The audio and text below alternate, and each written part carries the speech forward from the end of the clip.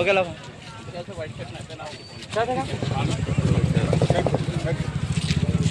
हाँ उधर दाल हो जाए। हाँ देखते हैं ओके ला भाई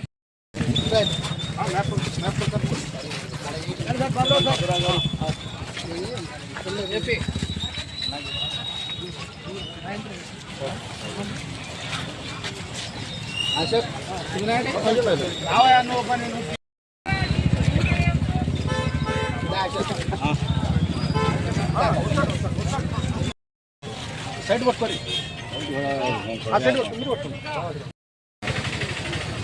అన్న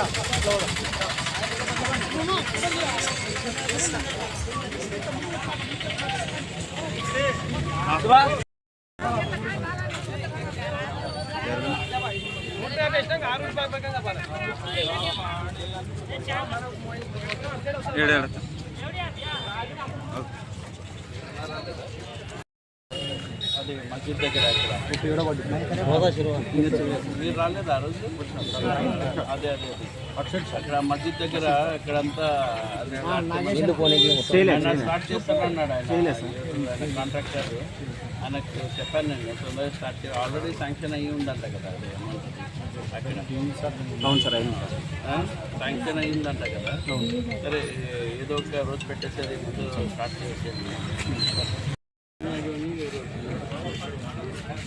ఓకే సార్ అనుకుంటున్నాను ఇట్లా పోతుంటే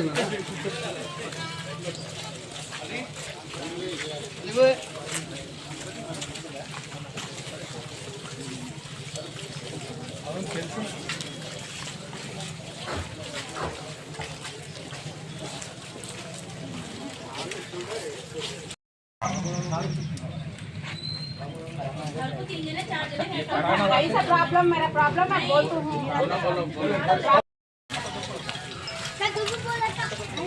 नहीं आया बोल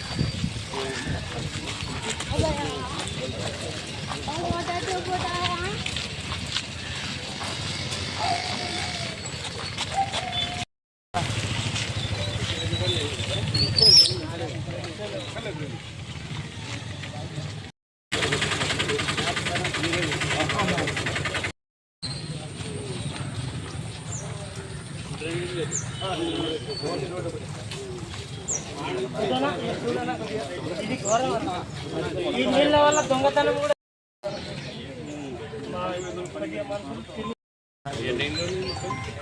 ఇక్కడ దాదాపు ఒక 10 ఏళ్ళుగా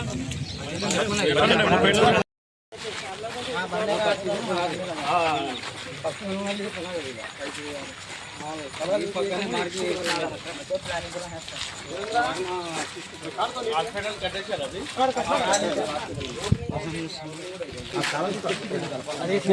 కలిపితే ఈ నీళ్ళ మీద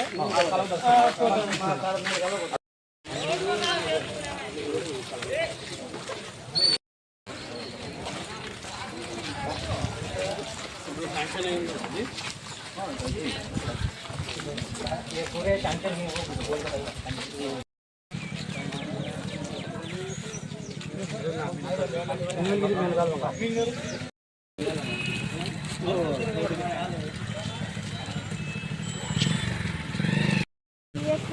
రెండు రోడ్లే సార్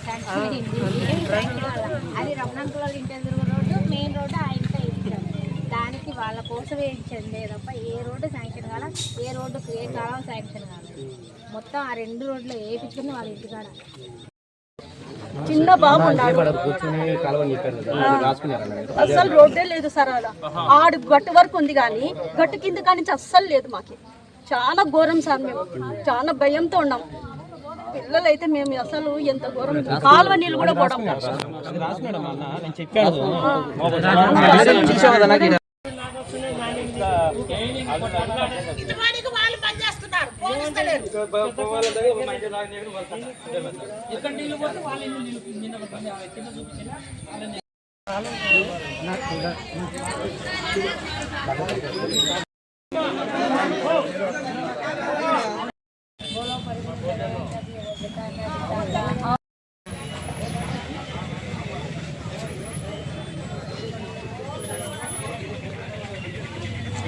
ఈరోజు 38వ వార్డులో మా ఊరు మా బాధ్యత అని ప్రోగ్రాం జరగడం జరిగింది.